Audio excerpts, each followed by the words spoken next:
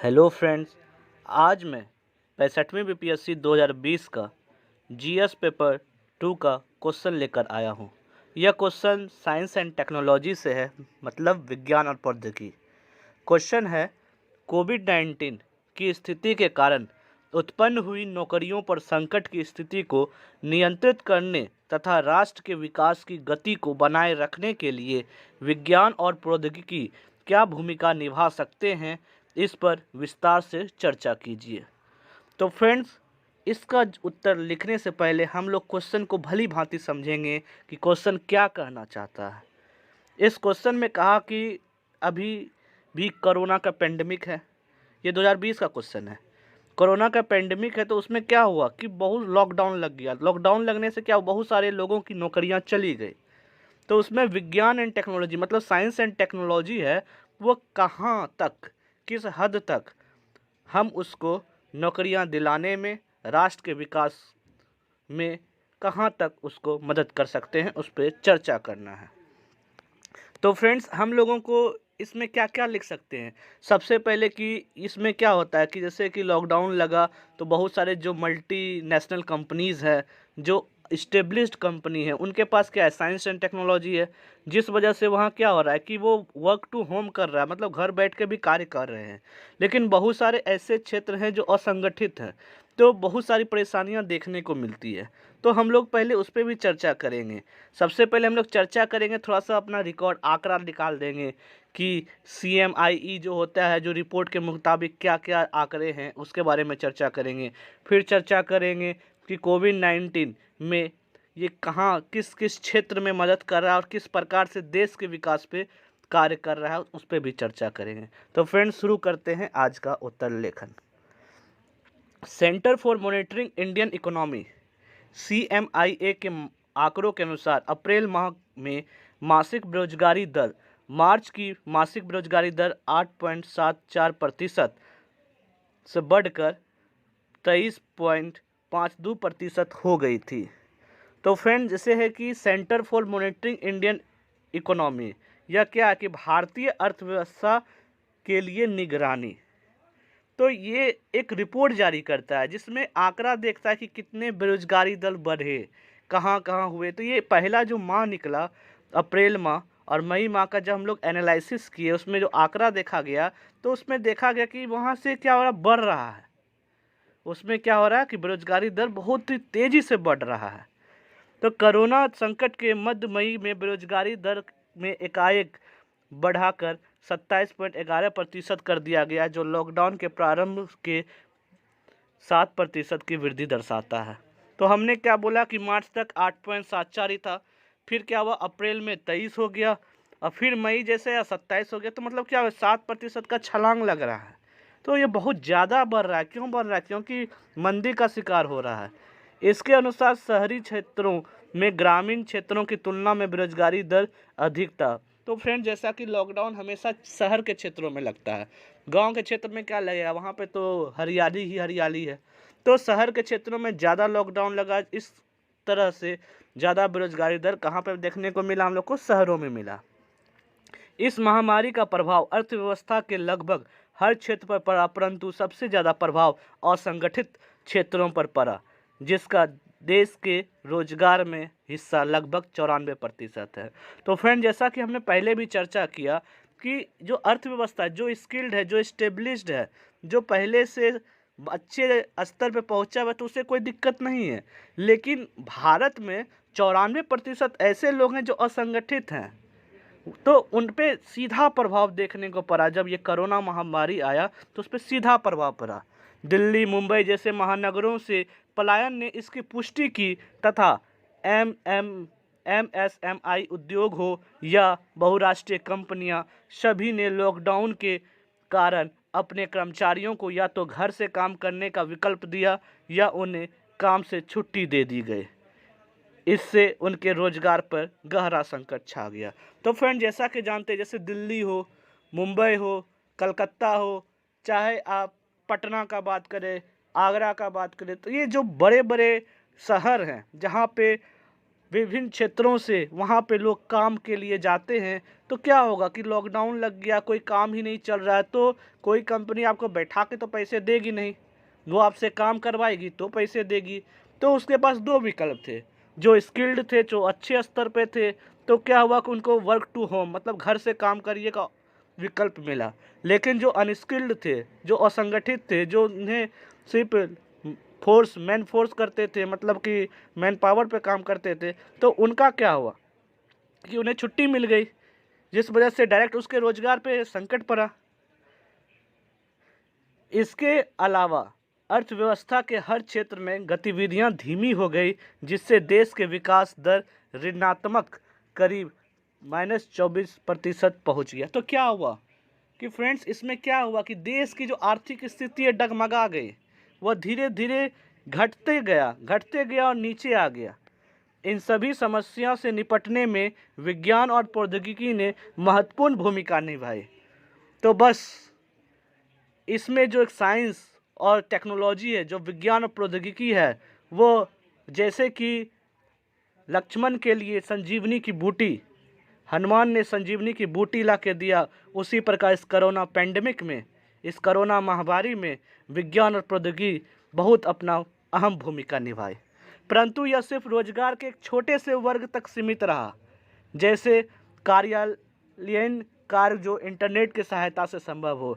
लेकिन ये science and technology क्या है कि पहले इतना व्यापक स्तर पे इसका प्रयोग होता ही नहीं था, लेकिन जब ये पैंडेमिक बढ़ा तो इसमें उसका क्या प्रयोग है उसके बारे में पता चला कि आखिर इंटरनेट का महत्ता कितना अधिक फ्यूचर है, कितना अधिक इसका भविष्य है, तो इस पर ज़्यादा जोर पड़ा। तो ये जो है छोटे से तबके में रह गया, जो पहले से यूज करते थे, जो पहले से प्रयोग में लाते थे, तो उन्हें पता था किस प्रकार प्रयोग करना है, तो वो कोई दिक्कत नहीं हुई। लेकिन एक बहुत बड़ा तबका जिन्हें पता ही नहीं है इंटरनेट क्या होता है, कैसे उसको प्रयोग किया जाता है, उससे बहुत दिक्कतें महसूस हुई। इसके अलावा अर्थव्यवस्था के अन्य क्षेत्रों में निम्न प्रयोग द्वारा विज्ञान प्रौद्योगिकी ने महत्वपूर्ण भूमिका निभाई। तो फ्रेंड, जो एक स्किल्ड, जो स्टेब्लिश्ड कंपनी थी, जो इंडस्ट्री थी, उन्होंने तो अपना प्रयोग कर लिया, लेकिन इसके अलावा भी बहुत सारे ऐसे क्षेत्र हैं जिसमें विज्ञान और प्रौद्योगिकी ने अपना अहम भूमिका निभाई, जैसे कि ऑनलाइन शिक्षा। इनमें कंप्यूटर और मोबाइल जैसे उपकरणों के माध्यम से विद्यालयों तथा विश्वविद्यालयों ने अपने छात्रों को शिक्षा देने का प्रयास किया, परंतु इसकी भी कई सीमाएं के कारण छात्रों का एक बड़ा वर्ग उसका लाभ ना उठा सका। तो फ्रेंड्स, ऑनलाइन शिक्षा के माध्यम से लोग शिक्षित तो हो रहे हैं, लेकिन बहुत बड़ा तबका क्या हो रहा है, शिक्षित नहीं हो पा रहा। क्यों? क्योंकि उन्हें चलाना ही नहीं आता है। अगर मान लीजिए कि बिहार का ही बात करते हैं, तो बिहार सरकार में क्या हुआ कि ऑनलाइन शिक्षा कि बहुत लोगों के पास मोबाइल ही नहीं है, पहली बात दिक्कत है। दूसरी बात, चलिए मोबाइल है, तो जो सरकारी शिक्षक है उन्हें मोबाइल चलाना नहीं आता, उन्हें कैसे मोबाइल पे जूम ऐप पे पढ़ाना है, किस प्रकार से उसे कंडक्ट करना है, उन्हें पता ही नहीं है।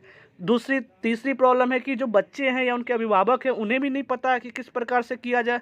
चौथा, इंटरनेट, इतना इंटरनेट लाएंगे कहाँ से, इतना खर्च कहाँ से उठाएंगे। तो बहुत सारी दिक्कतें हैं, लेकिन कुछ हद तक जो बड़े बड़े शहर हैं वहाँ पे इसका उपयोग देखने को ज़्यादा मिला, लेकिन जो छोटे स्तर पे जब आते हैं, सरकारी स्तर पे आते हैं, तो बहुत सारी दिक्कतें देखने को मिली। दूसरा है ऑनलाइन मनोरंजन।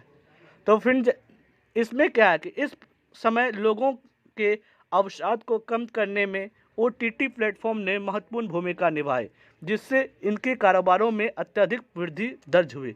तो फ्रेंड, जैसा कि हम लोग जानते हैं, पहले लोग क्या करते थे कि सिनेमा हॉल में जाते थे, मूवी देखते थे, लेकिन अब क्या हो रहा है, सिनेमा हॉल में मूवी बंद है। क्यों? सिनेमा हॉल ही बंद है। तो इसमें क्या हुआ कि अब अगर हाल ही में मूवी का बात करें, जो मूवी आई जय भीम आया, तो वो क्या अमेजन के OTT प्लेटफॉर्म पे आया, तो वहाँ पे उसने धमाल मचाया, वहाँ से उन्होंने पैसा जीता, पैसा को कमाया। तो इसलिए क्या हुआ कि जो ऑनलाइन के जितने भी प्लेटफॉर्म थे, अब क्या हो रहा है, सब लोग लॉकडाउन में, तो सब लोग बैठ के जितने भी ऑनलाइन चीज़ें थे, सब लोग उसमें बहुत अधिक कमाई हुआ, जिससे देश के विकास में भी बहुत हद तक सहयोग किया। तीसरा क्या है, महामारी को कॉन्टैक्ट ट्रैकिंग करने में आरोग्य सेतु जैसे एंड्रॉयड एप्लीकेशन के इस्तेमाल से वायरस के फैलाव में लगाम लगाने की मदद मिली। तो फ्रेंड, जैसे कि कोरोना पेंडेमिक आया, तो सरकार ने गाइडलाइन निकाली कि भाई जिसके पास कोरोना हो गया, या जिस क्षेत्र में हुआ, तो वो एक ऐप को डाउनलोड करे। वो ऐप क्या था? आरोग्य सेतु। ये क्या है? साइंस एंड टेक्नोलॉजी ही है ना, कि आरोग्य सेतु को क्या किए? डाउनलोड किए, तो उससे बताएगा कि किसको कोरोना है, आपके अगल बगल कोरोना है कि नहीं है, किन लोगों के बीच है, आपको क्या करना है, नहीं करना है, सब इंस्ट्रक्शन उसमें दिया जाता था। तो ये जो मदद मिला, ये किसके द्वारा मिला? ये तो मदद मिला साइंस एंड टेक्नोलॉजी के वजह से ही। चौथा क्या है? शेयर बाजार। लॉकडाउन के समय सभी व्यापारिक गतिविधियां लगभग बंद सी हो गई थी, परंतु शेयर बाजार ने लोगों को एक ऐसा मौका दिया जो विज्ञान और प्रौद्योगिकी की बदौलत ही संभव हो सके। तो फ्रेंड, जैसा कि शेयर मार्केट, तो शेयर बाजार में भी क्या हुआ कि बहुत अधिक मदद मिला। सबसे पहले लोग क्या थे कि उसके बारे में उतना जानते नहीं थे, सब लोग अपने अपने जो व्यापार हैं उसमें व्यस्त थे। लेकिन जब लॉकडाउन पड़ा तो क्या हुआ? सब लोग शेयर बाजार को उस बारे में जाने, उसके बारे में समझे, तो विभिन्न विभिन्न प्रकार से क्या कर रहे हैं कि अपने बारे में आइडियाज़ को ला रहे हैं, उसको समझ रहे हैं, उसमें भाग ले रहे हैं। पांचवा क्या? E commerce. इस क्षेत्र में भी इस समय अच्छी खासी वृद्धि दर्ज की गई, क्योंकि खाने के सामान या आवश्यकता की वस्तुओं को लॉकडाउन के समय इन ऑनलाइन माध्यमों द्वारा ही पूर्ति की जा सकी। तो फ्रेंड, जैसे कि ई कॉमर्स जैसे लोग करते हैं, तो क्या हुआ? जैसे जोमेटो हुआ, स्विगी हो गया, अमेजन हो गया, फ्लिपकार्ट हो गया, तो घर में बैठे लोग क्या कर रहे हैं कि अच्छे अच्छे खाना मंगा रहे हैं, उसको खा रहे हैं। तो उस साथ ही साथ क्या हो रहा है? कपड़े, जूते, चप्पल, तो जो भी आवश्यकता के सामान है सबको ऑनलाइन मंगा रहे हैं। तो इससे क्या हो रहा है? जो ई कॉमर्स वाले, उनको बेनिफिट तो हो रहा है ना, उससे लाभ तो हो रहा है, जिससे क्या हो रहा है? देश के विकास में ये सहयोग कर रहा है। कौन कर रहा है? विज्ञान और प्रौद्योगिकी ही ना कर रहा है। छठा क्या है? रोबोटिक्स। इसके द्वारा मरीजों की सहायता तथा साफ सफाई आदि अन्य कार्यों में सहायता मिली, तथा बड़े विनिर्माण कारखानों में वस्तुओं के उत्पादन में भी इसका महत्वपूर्ण भूमिका निभाए। तो फ्रेंड्स, रोबोटिक्स जो है साइंस एंड टेक्नोलॉजी का ही ना पार्ट है। इसमें क्या हो रहा है? जैसे कोई चिप्स का पैकेट बन रहा है, तो देखते हैं कि ऑटोमेटिक चिप्स का पैकेट में क्या होता है? जो पहले पोटैटो होता है, आलू होता है, तो उसको क्या हुआ? पहले आपने उबलेगा, फिर छिलाएगा, फिर उसके बाद स्लाइस बनेगा, फिर वो उसको पकाया जाएगा, फिर उसका पैकेजिंग होगा, फिर वो एकदम सील होकर बाहर निकलेगा। तो ये सब क्या हो रहा है कि ये सब रोबोटिक्स हो रहा है ना, सब कंप्यूटराइज ही हो रहा है। तो ये सब क्या है? विज्ञान और प्रौद्योगिकी का ही देन है, जिस वजह से जो हम लोग इतना जल्दी से कर पा रहे हैं, और क्या हो रहा है कि देश की तरक्की में सहयोग मिल रहा है। सातवां क्या है? वैक्सीन के निर्माण में कंप्यूटर की भूमिका। कंप्यूटर के द्वारा वैक्सीन के निर्माण में तेज़ी से काम हुआ। जहां समान एक वैक्सीन बनने में 10 से 11 दिन लगते हैं, कंप्यूटर आधारित प्रयोगों की सहायता से इसे कुल समय में लगभग 10% समय में ही पूरा कर लिया जाता है। तो फ्रेंड, जैसा कि क्या हो रहा है कि वैक्सीन बनाने में कंप्यूटर के सहायता से हमें 10% अधिक समय बच पा रहा है। क्यों बच पा रहा है? क्यों? कंप्यूटर में हम लोग जो सेट किए वो क्या एक्यूरेसी है, और बहुत जल्दी से, आसानी से क्या हो रहा है कि हम लोग बना पा रहे हैं, एक जगह से दूसरी जगह ट्रांसफ़र भी कर पा रहे हैं। आठवां क्या है कि सूचना का प्रसार। गूगल, फेसबुक, व्हाट्सएप जैसे सोशल मीडिया माध्यमों से सरकार निर्देश व स्वास्थ्य संबंधित जानकारी त्वरित रूप से पहुंचाने में सहायता मिली। इसके अलावा लोगों को नए समय में नया व्यवहार के रूप में जागरूक किया जा सका। तो सूचना का प्रसार मतलब कि जो सरकार जो चाहती थी, जो ज़रूरी बातें हैं वो पहुंचा सके, किसके वजह से? गूगल से, फेसबुक से, व्हाट्सएप से, अब रिंगटोन से। रिंगटोन में देखते हैं ना, कोरोना के बारे में बताया जाता है, जानकारी दी जाती है। फिर अपना व्हाट्सएप पे देखिए कि अगर आपको कोई दिक्कत है, अगर डॉक्टर से आप संपर्क कर सकते हैं, वहाँ समझ सकते हैं कि कोरोना के समय आप क्या क्या ले सकते हैं, क्या दिक्कतें आ सकती है, कैसे आप उससे बच सकते हैं। तो ये सब क्या? साइंस एंड टेक्नोलॉजी, इसी वजह से ये मदद मिल पा रही है। नंबर क्या है? स्वास्थ्य क्षेत्र में विज्ञान प्रौद्योगिकी। इस क्षेत्र में कई महत्वपूर्ण आविष्कार हुए, जिससे कि इन कठिन समय में जन सामान्य को सहायता पहुंची, जैसे ventilator, sanitiser machine, RT-PCR test आदि। इन समय तापमान निगरानी, महामारी पहचान का महत्वपूर्ण साधन बना, जिसके लिए इंफ्रारेड कैमरे, वायरलेस थर्मामीटर का प्रयोग मॉल, कार्यालयों, हवाई अड्डों पर किया जाता है। तो फ्रेंड्स, जैसा क्या हो रहा है, स्वास्थ्य क्षेत्र में विज्ञान प्रौद्योगिकी के बहुत सारे आविष्कार हुए।